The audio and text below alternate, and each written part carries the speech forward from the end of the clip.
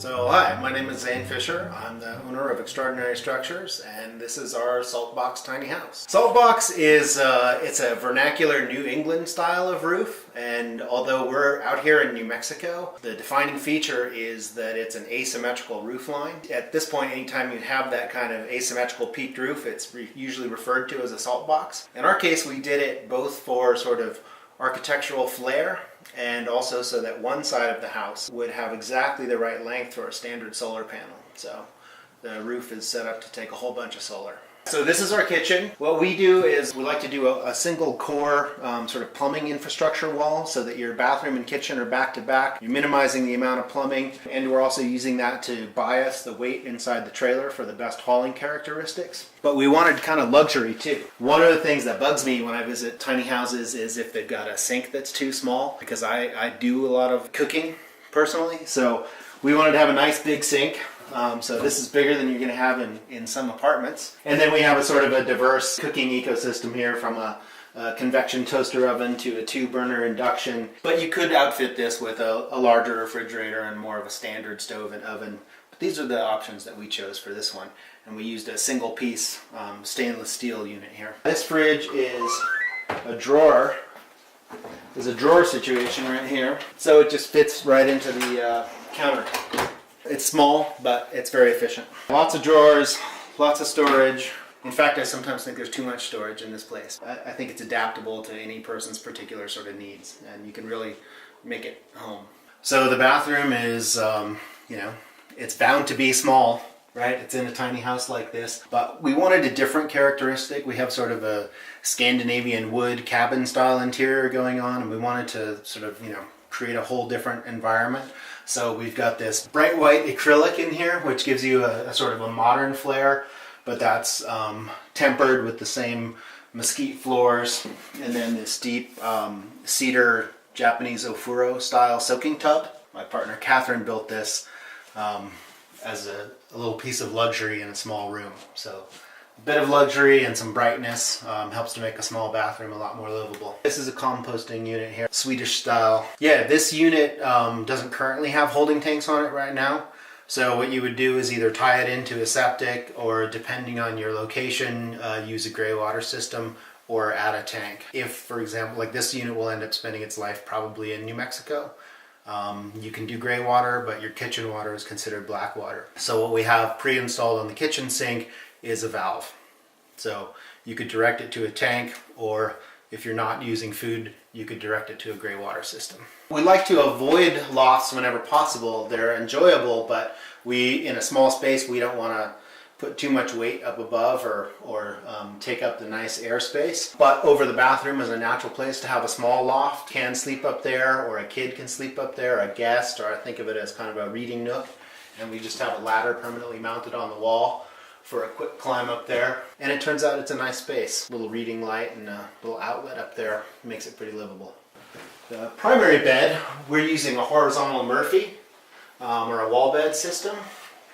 So it just comes down right here.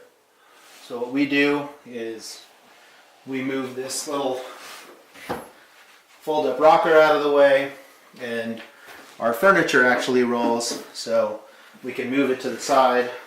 All right. Just bring it out here. And this guy is what actually ends up supporting your bed, so that they're not in your way when you get out of bed in the middle of the night.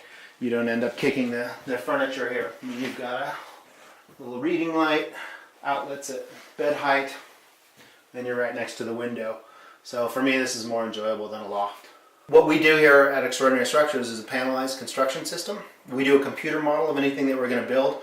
We break it into component sections, and then we use a CNC router or an automated system to carve out those panels in precise shapes and lock them together, kind of like Legos for big kids or something like that. So in this unit you can see the joints here, where each 2-foot wide panel connects to the next one. So once we've designed a structure, it actually assembles quite quickly. This little stove, it was invented for marine applications out of the Seattle area. So for fishing crews going out early who want to warm up, and it's a super efficient burn. in a very small package. So that's why we like this stove. It's really in here as kind of showing off that there's room for luxury even in a small space. Primary heating and cooling in this unit is done with a mini split, so you don't actually need heat, but it's pretty nice, especially in the winter. Get back from a day of skiing or snowshoeing or just hard work and be able to light up a little fire. Kind of adds that something special that makes you feel like tiny house living is a luxury rather than something that you're giving something up for. Is there anything you wish you would have done differently with this build? There are some small things, just in the ways we've configured some of the drawers. So I think we've changed some ideas about that. We've learned some lessons about how to run infrastructure in the most optimal ways, especially if we're not building a whole unit for someone, or if we're providing a shell, which is something that we do.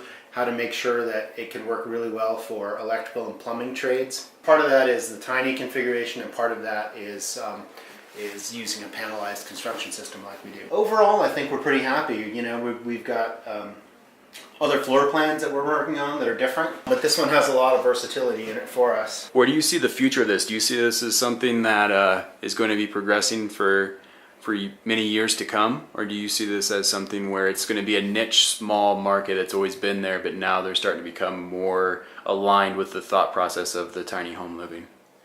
Yeah, I think that there are components of it that are probably niche-y, but I think the idea of smaller, sort of smarter, energy efficient spaces, a little more minimal, especially for people who realize that they don't need much, but they place a high value on maybe resources that are shared in a community or open space or wilderness. I think it's going to continue to branch out. So I see it as we work through zoning issues. I see it having a pretty large impact on cities where we see prices escalating out of control and a need for higher densities, but in different form factors.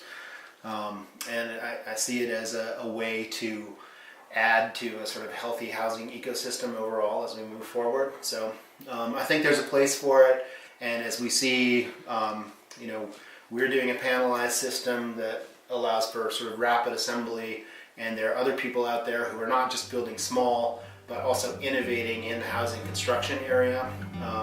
And so to see companies coming up like that is exciting, and I think it does point to the